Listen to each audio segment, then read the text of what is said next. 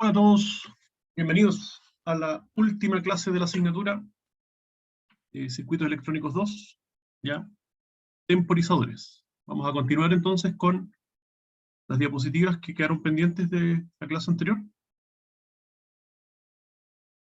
Entonces, el temario era un poco repaso sobre osciladores, circuitos osciladores, ya, para que tengan un poco el contexto de lo que viene después de temporizadores.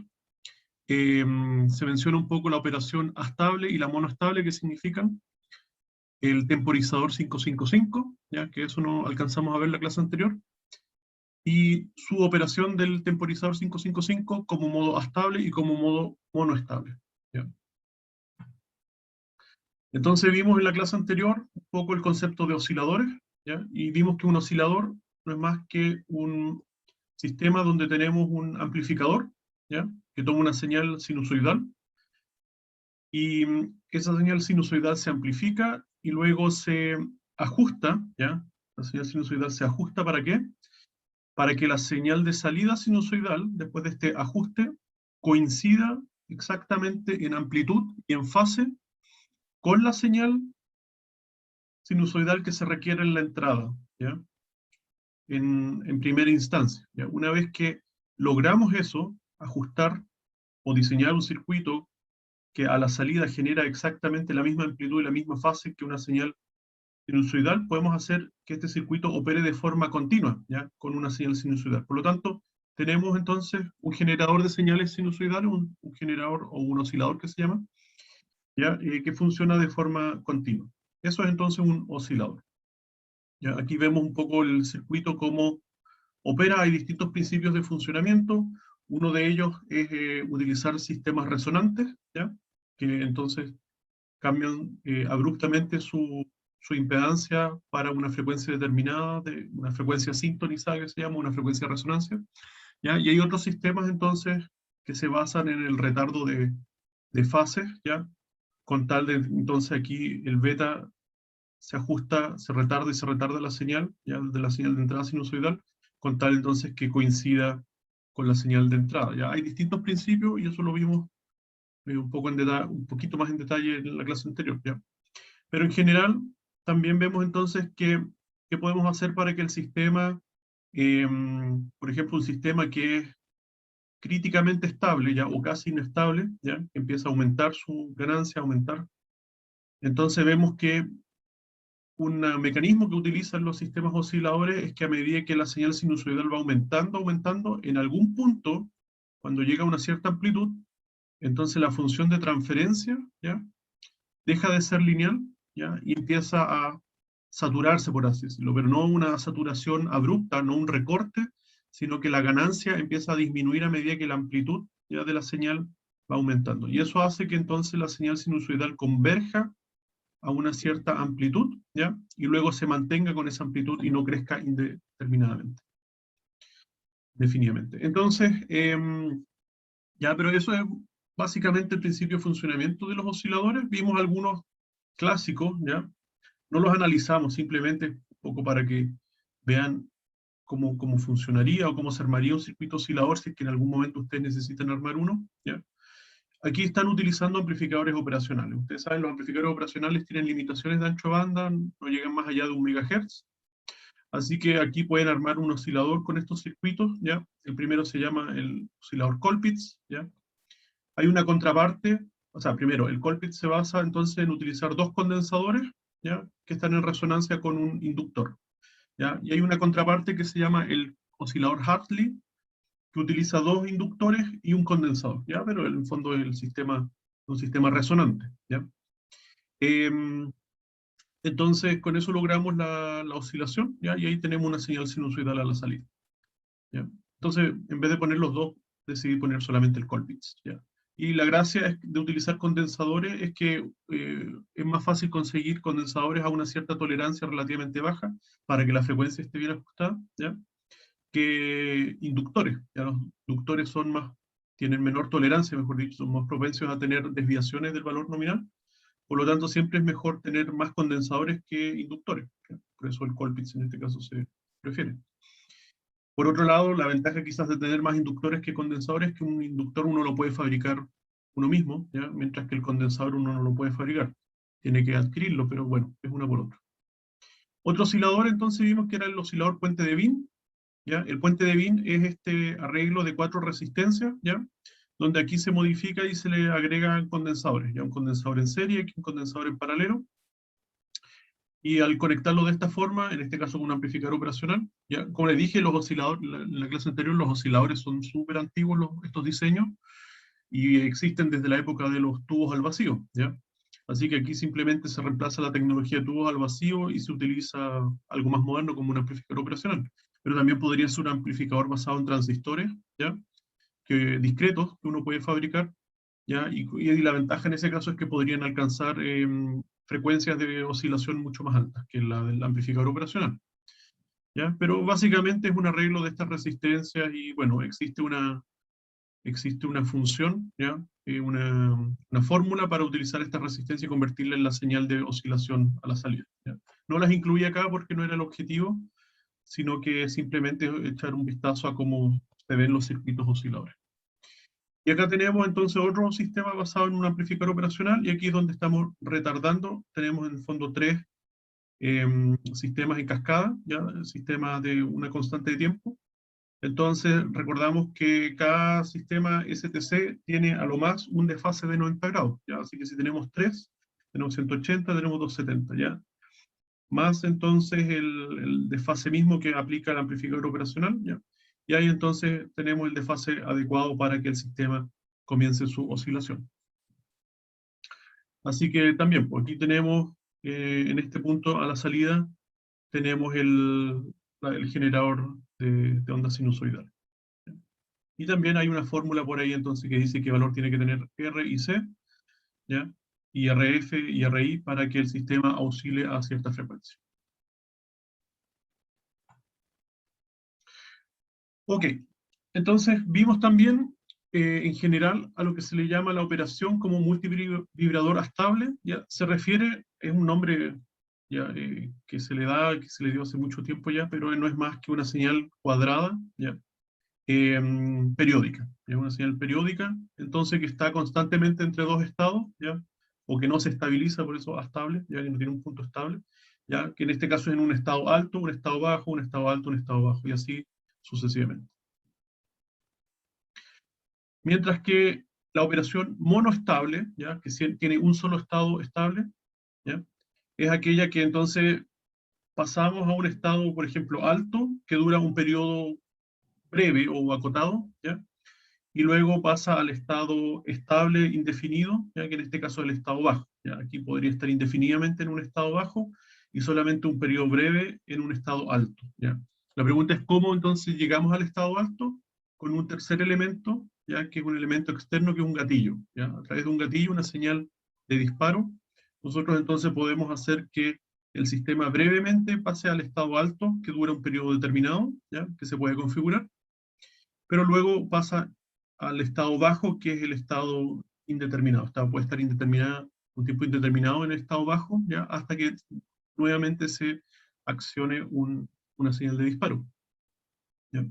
Y esto se puede formar, estas dos operaciones, la A-estable que vimos acá y la monoestable que estamos viendo acá, se pueden formar con distintos circuitos, ¿ya? Con osciladores se pueden hacer con distintos sistemas, pero ya hace mucho tiempo, probablemente en los años 80, quizás incluso antes, se fabricó este sistema, este circuito integrado que se llama el Timer 555, ¿ya? Y la gracia que tiene es que también es un sistema análogo digital, ¿ya? Utiliza señales analógicas eh, como entrada, ¿ya? Pero genera una señal digital a la salida, y que es muy versátil porque con pocos componentes externos nosotros podemos utilizar este circuito integrado para que nos genere señales estables, ¿ya? Poder utilizarlo como un multivibrador estable o como un timer monoestable, ¿ya? Puede tener cualquiera de las dos operaciones. Se pueden generar entonces también señales PWM, se puede generar modulación PWM, se pueden hacer otras cosas con este circuito.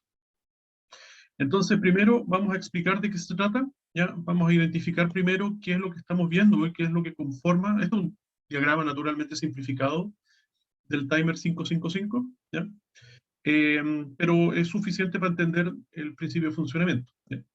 Entonces, primero vamos a ver que tenemos la fuente de alimentación BCC, ¿ya? En un extremo y tierra en el otro extremo, ¿ya? Y vamos a tener tres resistencias, ¿ya? Estas resistencias usualmente eran de 5 kilos. Entonces, por ese 5, 5, 5 es que se le ha pasado a denominar al circuito integrado de esa forma, ¿ya?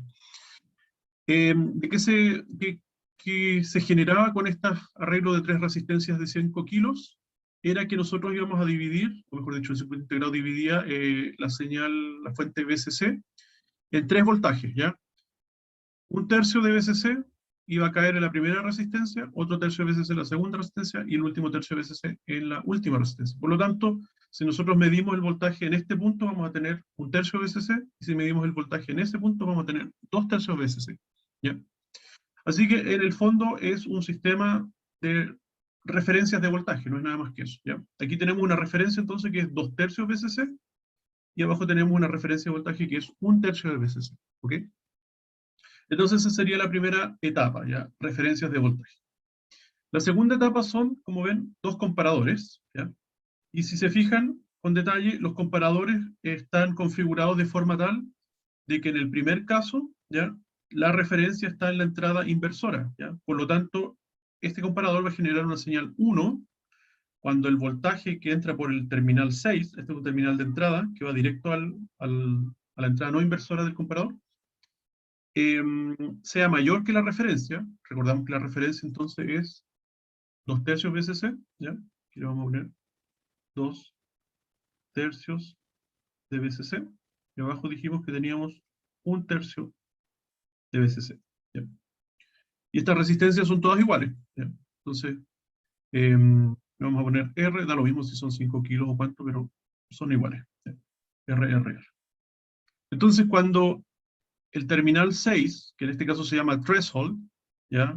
Umbral, en español, supera a los 2/3 BCC, entonces, ¿qué vamos a tener? Vamos a tener un nivel alto, ¿ya? O vamos a tener un nivel 1, así como se muestra en este diagrama.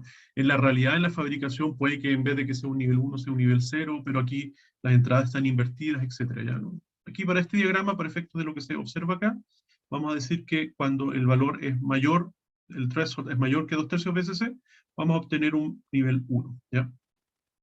Mientras que abajo, ya si se fijan, la referencia está conectado a la entrada no inversora, ya opuesto a lo que teníamos arriba, y el otro nivel de entrada, la entrada 2, que se llama trigger, ya, está en la entrada inversora. Por lo tanto, aquí vamos a tener el nivel 1 en el caso opuesto, cuando estemos por debajo de la referencia, que en este caso es 1/3 BCC, ¿ya? Así que arriba vamos a tener un nivel 1 cuando estemos más arriba de 2/3 BCC, y abajo vamos a tener un nivel 1 cuando estemos por debajo de 1/3 BCC, ¿ya?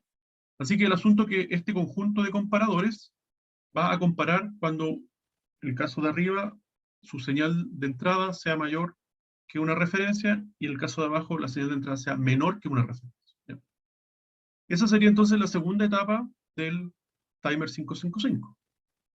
Luego tenemos la tercera etapa, que es un flip-flop, ¿ya? Recordemos que un flip-flop se le llama, es un sistema biestable, o sea que puede tener dos estados, ¿ya? Y esos dos estados son estables, o sea, en el fondo pasamos, por ejemplo, a un nivel alto y se mantiene en ese nivel alto de forma indeterminada, y luego si cambiamos la entrada podemos pasar a un nivel bajo y se mantiene en ese nivel bajo también de forma indeterminada, ¿ya? Se utiliza, esto probablemente ustedes lo aprendieron en sistemas digitales, ¿ya? Y se utiliza como un sistema básico de memoria, ¿ya? Y este flip-flop, ¿ya? En este caso, aquí en el diagrama es un flip-flop tipo RS, ¿ya? Tiene una función de transferencia que es la que vemos acá en este diagrama, ¿ya? Diagrama del flip-flop SR. Entonces, tiene dos entradas, que es R y S, o S y R, da lo mismo, y tiene una salida que es Q, ¿ya? Pero además tiene una salida que es Q negado, ¿ya? O Q inverso. Entonces, en este diagrama vemos que estamos saliendo por el Q inverso, ¿ya? Así que aquí en el diagrama ponemos Q inverso. Entonces, ¿qué pasa cuando tenemos en la entrada un 0 y un 0? ¿Ya? Si tenemos un 0 y un 0, la salida de Q inverso va a ser igual a la salida anterior, o sea, no hay ningún cambio, ¿ya?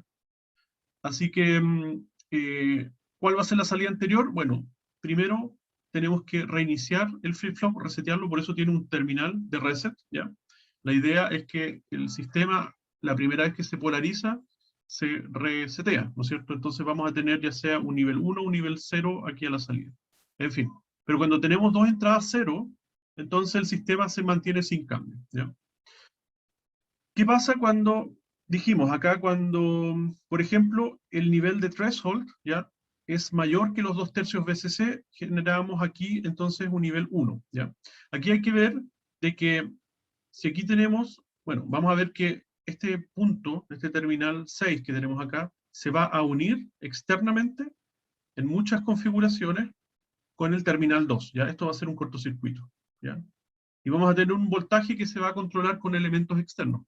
Pero lo interesante acá es que si están unidos estos dos de forma externa, ¿ya?, vamos a tener un voltaje, por ejemplo aquí podemos poner un voltaje sinusoidal, un voltaje que nosotros podemos variar de alguna forma, ¿ya? Todavía no vamos a explicar cómo, pero vamos a suponer que aquí hay un voltaje sinusoidal, ¿ya?, pero que va a estar entre, va a tener un offset, o sea, va a estar entre 0 y BCC, ¿ya? O sea, en el fondo no va a estar centrado en 0 volts, sino que va a estar centrado en BCC medios, ¿ya? Así que lo podemos poner acá conectado a BCC medios, ¿ya? Da lo mismo, el punto es que tenemos un voltaje en estas dos líneas, ya que están conectadas entre sí, y vamos a ver que si el voltaje es el mismo, el del terminal 6 con el terminal 2, entonces estos comparadores, ¿ya?, van a indicar, en el caso de que el voltaje acá sea mayor que 2/3 BCC, el comparador de arriba va a tener un 1, ¿no es cierto?, pero el comparador de abajo va a tener un 0. ¿Por qué? Porque no podemos estar por arriba de 2/3 BCC al mismo tiempo que estar por debajo de 1/3 BCC, ¿ya? O sea, si uno se activa, es porque estamos muy por encima del voltaje máximo de referencia, que en este caso son 2/3 BCC, en ese caso tenemos un 1 arriba, ¿ya? Y el otro caso es cuando estamos muy por debajo del voltaje mínimo de referencia, que es 1/3 BCC, ¿ya? O sea, si estamos por debajo de 1/3 BCC, entonces en vez de tener 1, 0, vamos a tener el segundo caso, que vamos a tener un 0 y un 1, ¿ya? Pero en ningún caso vamos a tener dos 1 simultáneamente, si es que estos dos terminales, ¿ya?, el 6 y el 2 están unidos, ¿ya? Entonces, ¿qué pasa cuando estamos entre medio de 2/3 BCC y de 1/3 BCC? Bueno, ninguno de los dos se cumple. Como estamos entre 2/3 BCC y 1/3 BCC, entonces no se cumple la condición de arriba, por lo tanto tenemos un 0, pero tampoco se cumple la condición de abajo, por lo tanto también tenemos un 0, ¿ya? Así que esas son las tres opciones, ¿ya?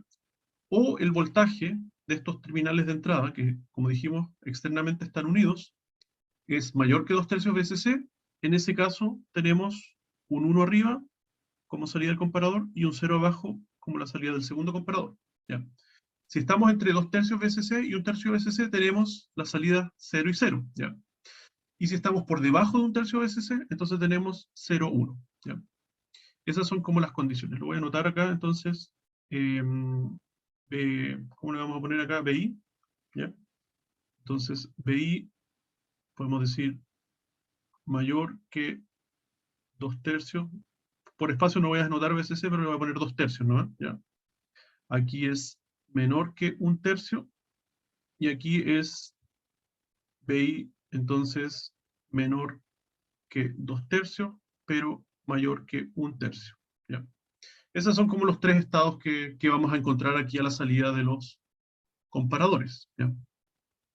Lo importante de esto es que en ningún caso va a suceder que los dos sean 1, ¿ya? Si los dos son 1, ¿cuál es el problema con este flip-flop? Es que la entrada 1, 1 tenemos una operación indeterminada por el flip-flop, ¿no? No podemos asegurar si la salida va a ser Q o no Q, o sea, va a ser 1 o 2, quiero decir 1 o 0, que perdón,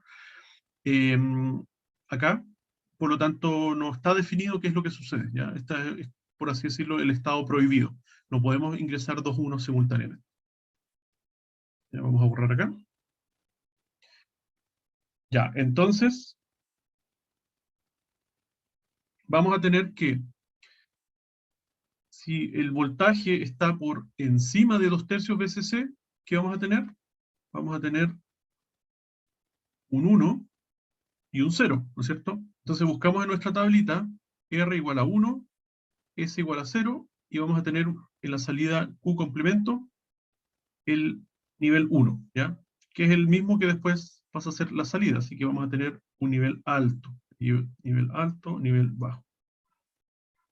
Si tenemos un nivel 1, el 1 también se propaga aquí a este transistor que hace de interruptor, si se fijan, ¿ya?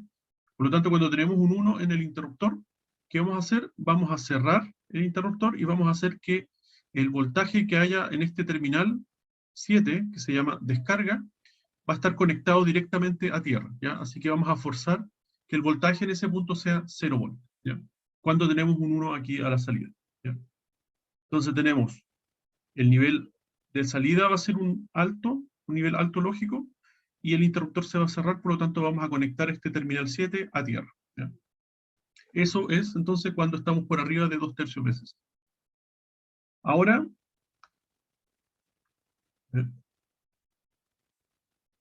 si nosotros estamos por debajo de 1/3 VCC, ¿qué sucede? Entonces sucede lo contrario. Ahí está. El highlighter.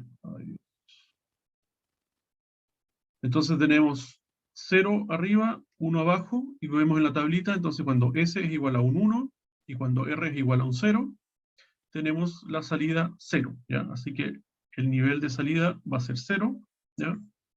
Y ese 0 entonces, 0 aquí, 0 acá, también se propaga al interruptor, al transistor, por lo tanto el interruptor queda abierto, así que el voltaje en el terminal de descarga va a ser el voltaje que está determinado por la circuitería externa, ¿ya? Pero no estamos forzando a que este voltaje sea 0, ¿ya? Porque el interruptor queda abierto, ¿ya? Por lo tanto, esos son los dos niveles, ¿ya? Cuando el voltaje de entrada, como dijimos, ¿sí?, es mayor que 2/3 VCC, entonces tenemos un 1, un nivel alto en la salida. Cuando es por debajo de 1/3 VCC, tenemos un nivel bajo, ¿ya? Y accionamos a su vez este interruptor que hace que ese terminal se fuerce a 0 volt o no se fuerce a 0 volt, se mantenga flotando, ¿ya? Esas son entonces más o menos las dinámicas. Ahora entonces vamos a explicar cómo se configura este circuito de forma externa para que la señal sea periódica, ¿ya? Podamos generar un sistema ya sea estable, ya que esté constantemente cambiando del estado alto al estado bajo, o sea monoestable para que por un periodo determinado genere un nivel alto y luego se mantenga de forma indeterminada en el nivel bajo, ¿ya? Entonces, la primera, como les decía, es la operación estable, ¿ya? Aquí tenemos de nuevo el mismo circuito que vimos anteriormente, y aquí tenemos entonces, aquí está la parte interna del 555, ¿ya? A la derecha, y a la izquierda tenemos la configuración externa del 555. Entonces vemos que acá el terminal 6, ¿ya?, está acá, ¿ya? El threshold es el que está acá. El terminal 2 es el que tenemos acá. Y si se fijan, estos dos están unidos, ¿ya? Es el mismo voltaje que vemos arriba y que vemos abajo, ¿ya? Van a estar unidos. Y vamos a ver acá el terminal de descarga, ¿ya? Ese que se conecta a tierra o no, dependiendo del estado del flip-flop, va a estar conectado a este terminal, ¿ya?, a través de una resistencia, en este caso se llama la resistencia RB, ¿ya? Y vamos a tener un condensador, que es el elemento que finalmente va a acumular carga, o va en el fondo a retener un voltaje, y ese voltaje finalmente lo que vamos a estar midiendo en estas entradas, ¿ya? El voltaje que va a presentar el condensador C es el que vamos a estar midiendo. Entonces, ¿de qué se trata la operación de este circuito?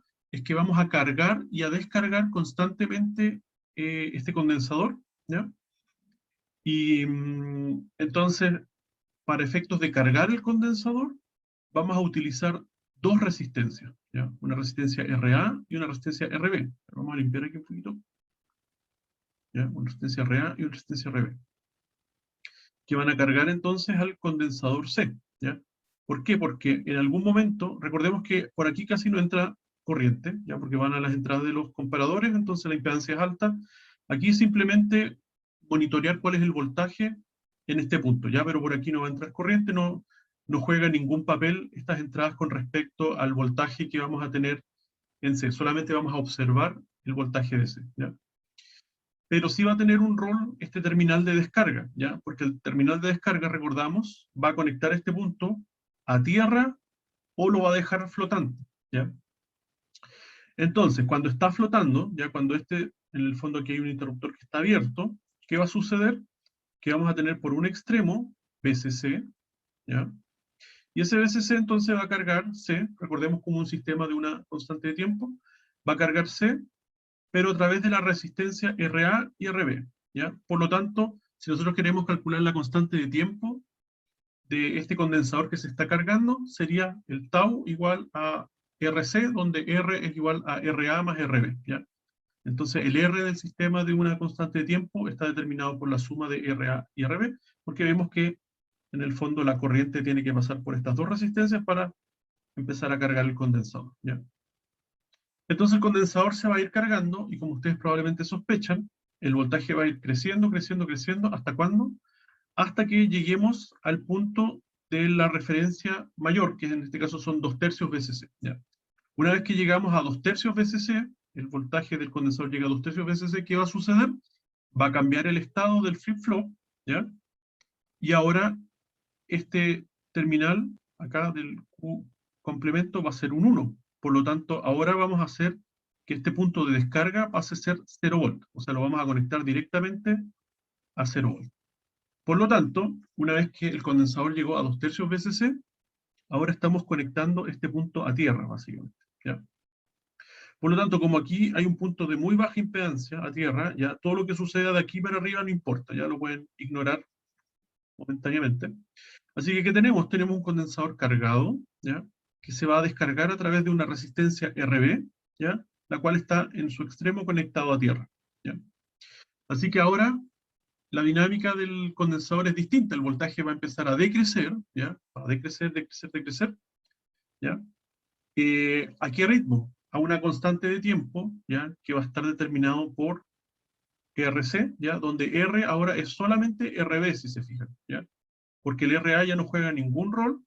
Aquí solamente tenemos el RB conectado a tierra, ¿ya? Entonces la descarga de C va a ser a través de RB y tierra, ¿ya? Si se fijan, bueno, entre VCC y tierra va a estar RA, entonces esto nos va a generar una corriente constante, pero es una corriente constante que se va a drenar por tierra, ¿ya? Así que no juega ningún rol para el efecto del condensador y su resistencia RB de descarga, ¿ya? Así que la constante de tiempo va a estar determinado por tau, que es igual a R por C, donde R solamente es RB, ¿ya? Así que vamos a ver que en este circuito vamos a cargar a través de RA más RB, pero vamos a descargar solamente a través de RB, ¿ya? Entonces, el condensador naturalmente, como la resistencia es más chica, RB, que RA más RB, digamos, por definición casi, nosotros podemos ver que la descarga es más rápida. ¿Y hasta cuándo se va a descargar? Esto se va a descargar hasta que lleguemos al voltaje del condensador igual a 1/3 VCC, ¿ya? Cuando llegamos a 1/3 VCC, de nuevo vamos a pasar a tener una salida entonces 0, lo cual va nuevamente a abrir el interruptor, por lo tanto esto nuevamente va a dejar de estar conectado a tierra, ¿ya? Ahí. Por lo tanto ahora el RA aparece de nuevo, ¿ya? Y ahora el sistema estaba en 1/3 VCC, ahora nuevamente se va a empezar a cargar a través de VCC y las resistencias RA y RB, ¿ya? Así que ese ciclo se va a repetir, ¿ya? Indeterminadamente, definidamente. Y va a estar entonces el voltaje del condensador C variando, ¿ya? Entre 2/3 VCC y 1/3 VCC, ¿ya? Ahí va a estar entonces creciendo y decreciendo, ¿ya?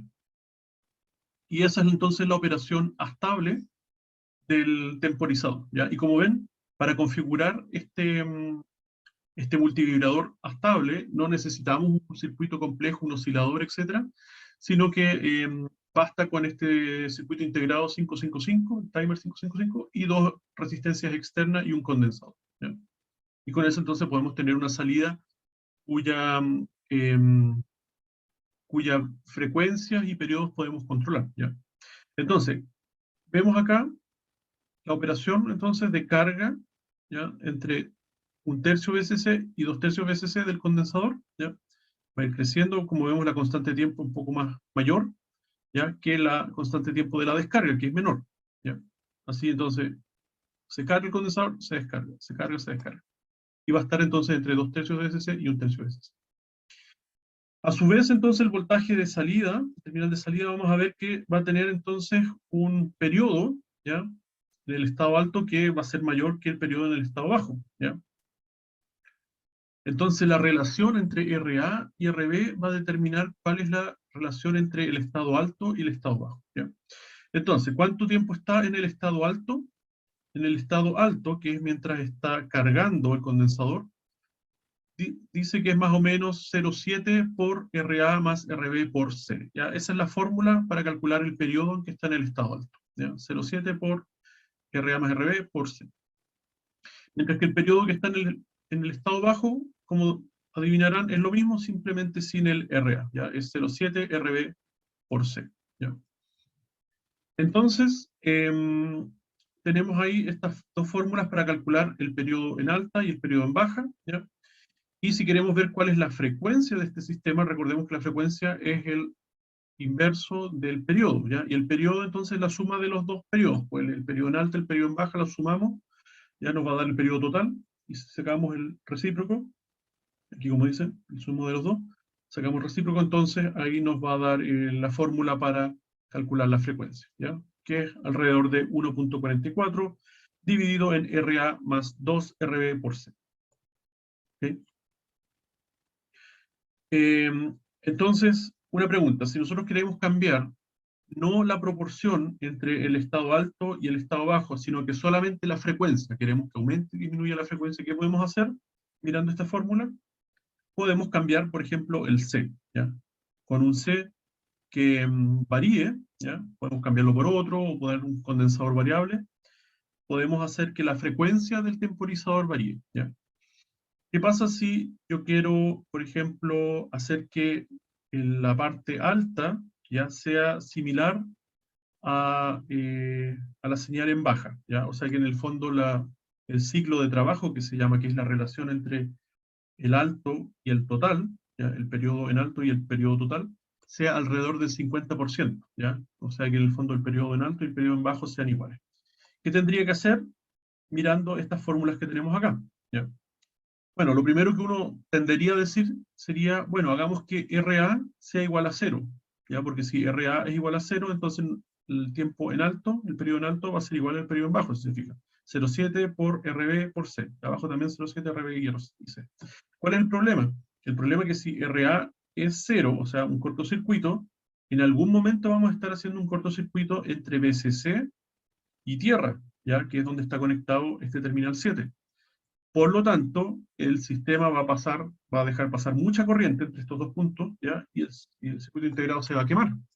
Así que, en el fondo, está prohibido que RA sea un valor muy cercano a 0, ¿ya? No podemos hacer eso. Y si no podemos hacer eso, bueno, ¿qué podemos hacer? Bueno, lo que podemos hacer es que la relación entre RA y RB sea más bien asimétrica, o sea, que RA más RB tienda, ¿ya? Tenemos que hacer que RA más RB se aproxime al RB de abajo, ¿ya? Entonces, ¿qué tenemos que hacer? Claro, una opción era que RA tendiese a 0, o sea, si aquí cancelamos los RB, nos va a quedar que A tiene que ser más o menos 0, ya, aproximarse a 0. Pero dijimos que esa no es una opción, entonces la otra opción es que RA sea mucho más pequeño que RB, ¿ya? Si RA es mucho más pequeño, si RA es mucho más pequeño que RB, ¿qué vamos a tener? Entonces que el término de acá va a ser muy similar al término del otro lado. Imagínense que RA, por ejemplo, fuesen 100 ohm, ¿ya? Y RB fuesen, no sé, 100 kilo ohm, ¿ya? Y aquí tenemos 100 kilo ohm. Entonces tenemos 100.1 kilos, ¿ya? Es muy similar a 100 kilos, ¿ya? Entonces, 0,1% de diferencia, ¿ya? Por lo tanto, el sistema que vamos a tener acá va a ser señal cuadrada, ¿ya? Donde el periodo en alto, ¿ya? El periodo en alto, que es el que se demora más, va a ser un 0,1% mayor el periodo que el periodo en baja, ¿ya? En el estado bajo. Por lo tanto, para efectos prácticos, eso se ve como una señal eh, simétrica, ya en que tenemos la señal en alto igual a la señal en bajo. Así que es eso, ya tenemos que hacer que el RA sea mucho más pequeñito que el RB, y ahí podemos hacer que la señal sea muy similar, ya, muy similar al 50% del ciclo de trabajo. Pero entonces el RA, como dijimos, nunca puede ser un valor muy cercano a cero, porque eso significa que la corriente que va a circular por acá, cuando estemos en descarga, recordemos que esto se conecta a tierra, entonces sea muy, muy elevada, ¿ya? Entonces eso no nos conviene. El RA tiene que ser un valor por lo menos de 100 ohms, ¿ya? Para mantener la corriente acotada. El fabricante entonces en la hoja de datos va a decir cuál es la corriente máxima que puede pasar por este terminal 7, ¿ya? Para que ustedes estimen entonces cuál es el RA mínimo. Ok, entonces con eso ya describimos el funcionamiento del sistema como un multivibrador estable, ¿ya? Ahí, ahí está. Ahora, la otra operación, entonces, es como monoestable, ¿ya? ¿Qué significa esto de nuevo? Que va a tener un estado estable y el otro estado va a ser inestable, ¿ya? O sea que por un periodo indeterminado va a estar el sistema, por ejemplo, aquí en baja, ¿ya? Y recién cuando yo activo el sistema con un disparo externo, el sistema va a estar en alta, pero va a estar en alta por un periodo determinado, ¿ya? Entonces ese periodo determinado yo lo puedo ajustar. Entonces aquí vemos que el periodo que está en alta, ¿ya? Va a estar determinado por la fórmula 1.1 RA por C, ¿ya? Vamos a tener, si se fijan, ahora una sola resistencia, y es la resistencia RB. Podríamos decir que la resistencia RB es igual a 0, si quieren, ¿ya? Pero aquí mejor la ignoramos, ¿ya? Ignorémosla, ¿no? Para no hacerlo más complejo, ¿ya? Pero entonces aquí podemos observar qué cosa, que la descarga, ¿ya? Está conectado al terminal 6, el threshold, que era el superior, ¿ya? Era la entrada superior, mientras que la entrada inferior ya no está conectado al terminal 6, o sea, estos dos no están conectados en conjunto, sino que el terminal 2 está conectado a una entrada externa, que es la entrada de disparo, ¿ya? Entonces, ¿qué va a suceder? Que si la entrada de disparo, ¿ya? Es, por ejemplo, a ver, veamos la simulación mejor. Ah, no está la simulación. Que si la entrada de disparo entonces es un nivel alto, como vemos acá, ¿ya? El sistema va a estar... ¿Qué pasa si... a ver, veamos acá. Si este nivel de trigger está en alto constantemente, ¿ya? ¿Qué sucede? Aquí vamos a tener entonces un nivel cero, ¿no es cierto? Pero además el condensador está, supongamos, descargado, ¿ya? Si el condensador está descargado, entonces este nivel también va a ser cero, ¿ya? Vamos a tener dos ceros, por lo tanto la salida va a estar en un estado 0,0 anterior, ¿ya? Supongamos que el estado anterior era 0, así que va a estar en 0 constantemente. Y es recién entonces cuando este nivel del trigger pasa a ser del alto a un nivel bajo, que estamos por debajo del 1/3 BSC, y ahora pasamos esto a un 1, ¿ya? Y cuando lo pasamos a un 1, entonces aquí vamos a tener que el sistema va a cargar, ¿ya? Esto está constantemente en un nivel conectando, el interruptor estaba cerrado, ¿ya? Está conectado a 0 volt.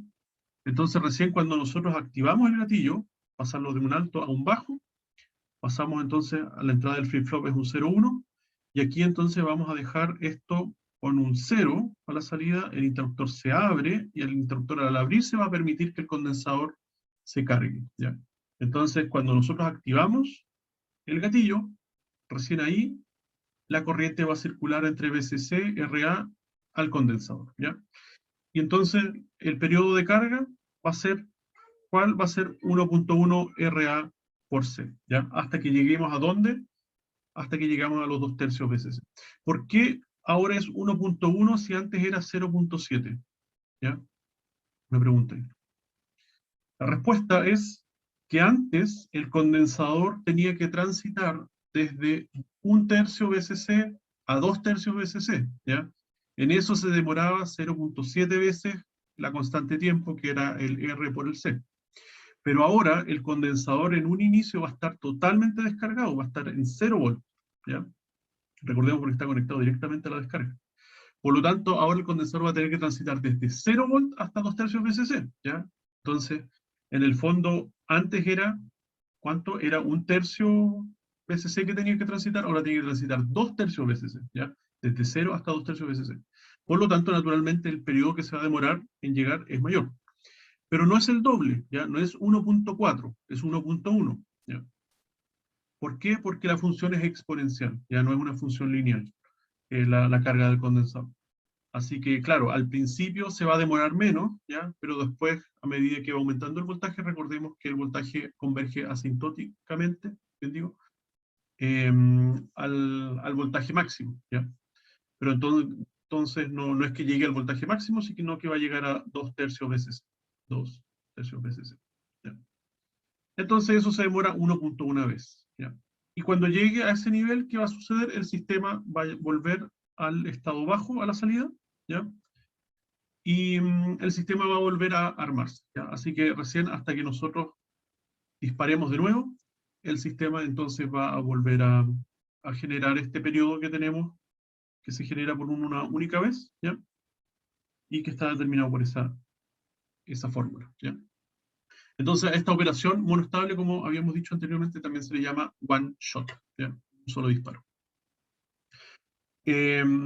¿Para qué sirve esto? Podría ser, por ejemplo, como un tiempo muerto antes de activar una alarma. Ya imagínense que un sistema de alarma, ustedes no quieren que cuando un sensor, por ejemplo, no sé, pues de intrusión en una casa o en un vehículo, que inmediatamente cuando el sensor se active suene la alarma, sino que ustedes quieren dejar pasar un tiempo muerto.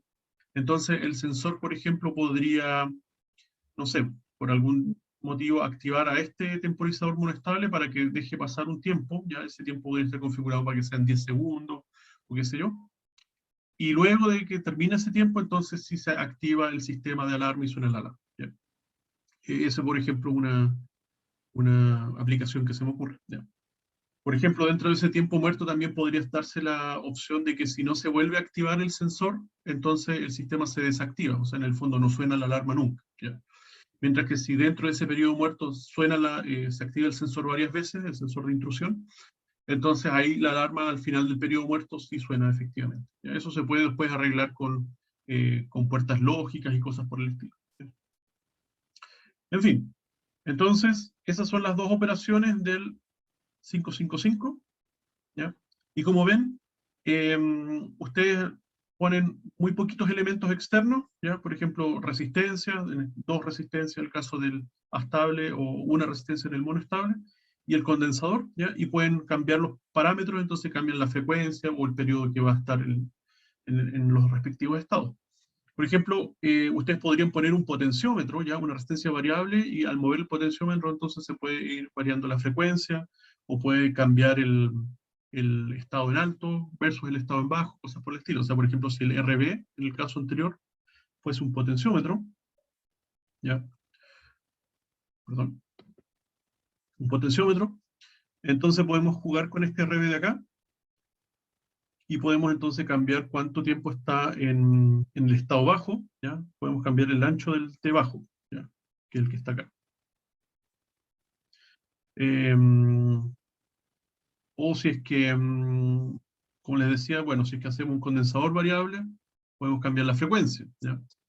Eventualmente podríamos cambiar también la frecuencia a través de las R y no del C, ¿ya? Para tener quizás más precisión, pero en ese caso tenemos que cambiar quizás las dos resistencias. O, como decíamos acá, si queremos cambiar la frecuencia, podemos hacer que el RA sea un valor fijo de 100 ohm, y el RB, ¿ya? El potenciómetro, y ahí sí que estaríamos cambiando si el RA es mucho menor que el RB, ¿ya? El RB tendría que tener como un valor de resistencia mínimo, ya por ejemplo una resistencia en serie al potenciómetro, y que por ejemplo partamos de, no sé, un valor alto, ya por ejemplo, no sé, 10 kilos, ¿ya?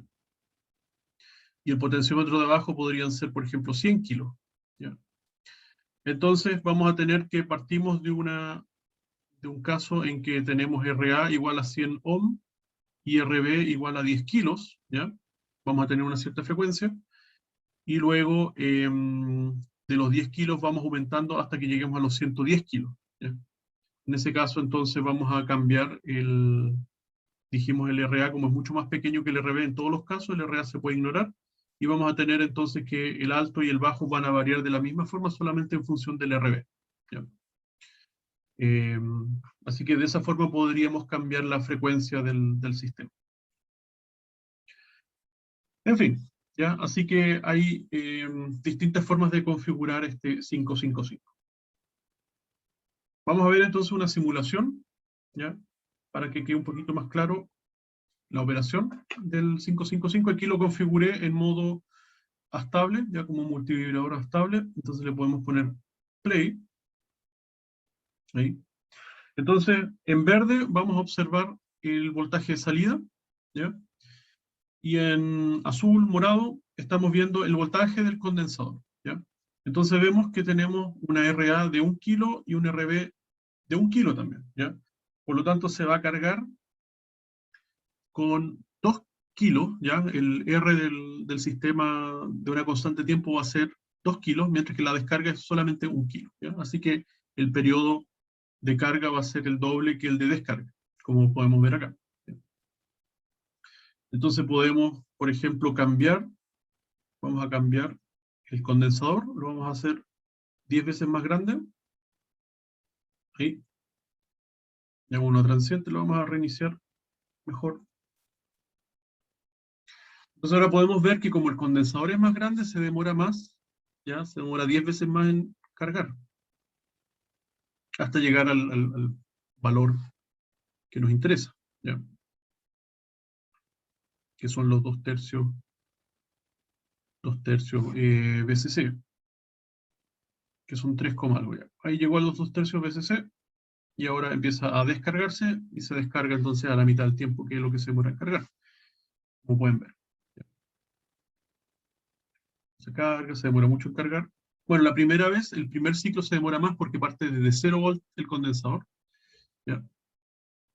Pero luego, entonces va a ser entre 1 tercio y 2 tercios solamente el ciclo de carga y descarga.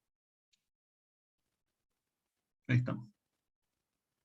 Entonces podemos configurar, vamos a reducir de nuevo la capacitancia para que sea más rapidito, pero vamos a hacer el ejercicio, como les mencionaba, de poner quizás el RA harto más pequeñito que el RB.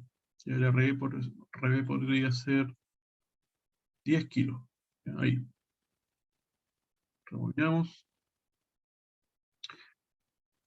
Entonces, vemos que la carga, el primer ciclo, como les decía, se va a demorar un poco más, ¿ya? Y luego estamos entre 2 BCC y 1 BCC, que va a ser el ciclo de carga y descarga, ¿ya? Entonces debería ser muy simétrico, ¿ya?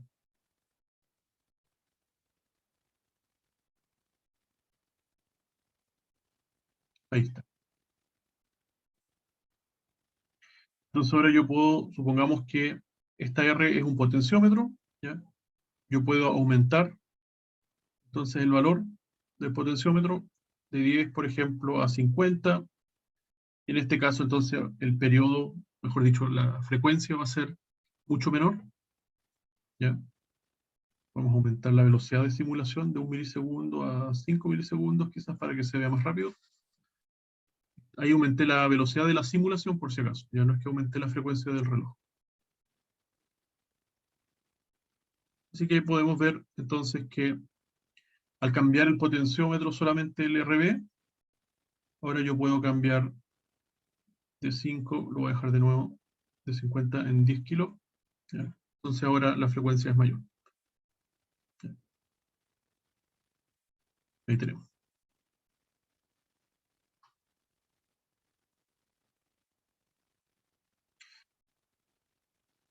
Ok. Entonces, esa era la operación del 555 en modo estable, ¿ya? En que tenemos estos dos estados. Entonces ahora podemos ver lo mismo, pero en modo monoestable. Ya descartamos acá los cambios. Veamos, rebobinamos, ampliamos. Ahí. Entonces, está, si se fijan, el voltaje del condensador en naranjo, ya va a estar en 0 volt. ¿Ya? ¿Por qué? Porque el terminal de descarga está conectado, ese interruptor está conectado permanentemente a tierra, ¿ya? Por lo tanto, estamos forzando 0 volt en el condensador, ¿ya? Y además, el voltaje que observa la entrada superior, el trigger, o sea, el threshold, perdón, está observando 0 volt, ¿ya? 0 volt, y eso en el fondo está muy por debajo de 2/3 VCC, así que eso genera en el comparador superior que la salida sea 0, ¿ya? Por otro lado, el comparador inferior, que compara su referencia, eh, o sea, compara el 1/3 VCC con la entrada externa, que en este caso la entrada externa, ¿dónde está? Está conectada a 5 volts, ¿ya? Como está conectado permanentemente a 5 volts, entonces genera un 0 porque está muy por encima de 1/3 VCC, ¿ya? Aquí vamos a generar un 1 en el comparador inferior cuando estemos por debajo de 1/3 VCC, y eso se logra cuando con este interruptor, ya que está conectado a tierra, yo lo presione, y momentáneamente entonces vamos a hacer que el voltaje esté por debajo de 1/3 VCC, y el comparador inferior va a generar un 1, ¿ya? Y ahí recién vamos entonces a cambiar el estado. Vamos a hacerlo. Entonces yo solté, aquí lo interesante es que yo presiono brevemente el interruptor, ¿ya? Pero el estado en alto va a durar, entonces lo que determine la relación entre el RA, que en este caso son 10 kilos, con el condensador, que en este caso son 20 microfaradios, ¿ya? Presiono de nuevo, y el periodo entonces se mantiene. Yo, naturalmente, si quiero aumentar el periodo, ¿qué puedo hacer? Puedo aumentar o el R o puedo aumentar el C, ¿ya? Así que vamos a aumentar el C de 20 a 50 microfaradios, ¿ya? Presiono. Entonces ven que ahora el voltaje toma más tiempo en llegar a los 2/3 VCC, y luego se reinicia, ¿ya? Y esa es la operación, ¿ya? Esa es la operación. Entonces lo mismo sucede si es que yo cambio el valor de R, puedo, por ejemplo, disminuir, así como aumenté ¿de cuánto eran? De 20, claro, de 20 aumenté a 50, casi el doble, más del doble. El de 10 kilos lo puedo disminuir a la mitad y voy a tener el efecto similar al que tenía al principio, ¿ya? Entonces presiono, y ahora vamos a ver que el periodo es más breve, ¿ya? ¿Por qué? Porque ahora disminuí R. Si en el fondo lo que interesa es a qué velocidad se carga el condensador. Lo puedo disminuir aún más, de 5 kilos, dejarlo en 1 kilo, que hace que se cargue mucho más rápido. ¿Ven? Presiono otra vez. Ahí. Y ahí está entonces el funcionamiento del 555 en su modo monoestable, ¿ya? Así que con eso concluimos, ¿ya? Concluimos ¿cómo se llama? La materia en general de la asignatura, ¿ya? Pero concluimos el tema de temporizadores. De los 555 y los temporizadores hay un montón, pero un montón de información en internet, ¿ya? Además de los libros, qué sé yo. ¿Ya? Ustedes pueden utilizar el 555 de un montón de formas, ¿ya? Por ejemplo, esa señal cuadrada a la salida lo pueden conectar a un parlante y les va a generar un tono, que pueden cambiar la frecuencia, entonces pueden hacer hasta una suerte de sintetizador de sonidos muy, muy precario, digamos, ya con harta distorsión, por la señal es cuadrada, no es sinusoidal. Pero si le aplican unos filtros para abajo, ya, entonces pueden hacer que la señal de salida sea un poquito más sinusoidal. Pero pueden hacer un montón de aplicaciones con estos temporizadores, ¿ya? Hay algunos circuitos integrados que incluyen dos de estos 555 en un solo paquete, ¿ya? Por lo tanto, creo que es el 556 o algo así se llama, ¿ya? Entonces se pueden combinar, por ejemplo, la salida de uno puede ser la entrada del otro, cosas por el estilo, ¿ya? Entonces puede uno modular al otro y para hacer aplicaciones, por ejemplo, de audio, ya de sonido. En fin, hartas aplicaciones con el 555, es un circuito que ha estado aquí ya por varias décadas, entonces, y se enseña sobre todo para para temas académicos, ya se enseña en las universidades, así que como les decía en algún momento, probablemente la venta de este 555 se justifica solamente para aspectos académicos y ya no en aspectos industriales, ¿ya? La industria en el fondo ya reemplazó los temporizadores así discretos como vemos acá hace rato, y lo más práctico es utilizar un microcontrolador, ya que es básicamente un computador que se puede programar con código, y en el código entonces uno le puede decir que genere una señal cuadrada de las características que uno quiera, y por ejemplo que utilice una entrada del microcontrolador, por ejemplo de un conversor análogo digital, como referencia para saber qué frecuencia, qué periodo o lo que sea que uno quiera cambiar de la señal cuadrada a la salida. Pero todo eso finalmente se hace por código, ¿ya? Entonces, esa solución es más versátil porque uno cambiando una línea de código puede cambiar totalmente el funcionamiento del sistema, ya lo puede hacer muy flexible, o sea, con código, con software, uno puede modificar el funcionamiento todo lo que quiera, mientras que lo que estamos viendo acá con el 555 tendría que empezar a cambiar componentes, transistores, condensadores para poder cambiar el funcionamiento. Y si uno quiere hacer un funcionamiento mucho más sofisticado, ya, por ejemplo, reunir condiciones para que se genere una señal de salida, etc. Entonces el circuito en sí va a tener que ser más complejo, ya va a haber que ponerle más componentes, cosas por el estilo. Por lo tanto, un microcontrolador, que los hay de la misma cantidad de terminales que el 555, o sea, hay microcontroladores de 8 terminales, es probablemente la solución que hoy día se utiliza para hacer temporizadores o cosas por el estilo. Ok, pero eso, no por eso no lo íbamos a ver. Así que con eso terminamos la materia. Veamos qué nos quedaba acá pendiente. El resumen, claro.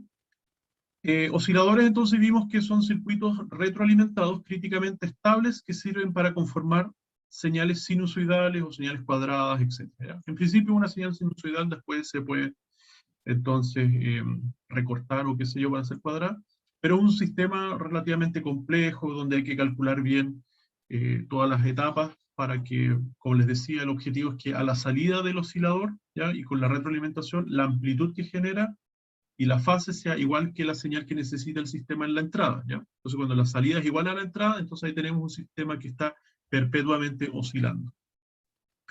Un temporizador entonces es un circuito configurable para generar señales cuadradas en principio, ¿ya? No sinusoidales, sino que cuadradas, ¿ya?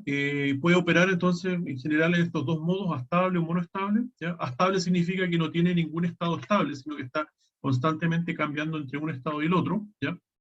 Y monoestable es que tiene un solo estado estable, ¿ya? Pasa brevemente por un estado inestable, pero luego vuelve al estado estable, ¿ya? Y los flip-flops, en algún momento cuando lo vieron en sistemas digitales, a los flip-flops se les llama también biestables, ¿ya? Biestables significa que tienen dos estados estables, ¿ya? Dependiendo de la entrada, entonces puede ser que la salida en alto sea un estado estable, le cambiamos la entrada, la salida en bajo sea un estado estable, ¿ya? Pero bueno, no confundamos, en realidad cuando estamos hablando de temporizadores son dos los estados, el astable y el monoestable, ¿ya? Y bueno, y están conformados entonces el temporizador, el 555, que es el que vimos, ¿por qué cosa? Primero, una primera etapa es un arreglo de resistencia, que generan dos referencias, ¿ya? El 2/3 VCC y 1/3 VCC.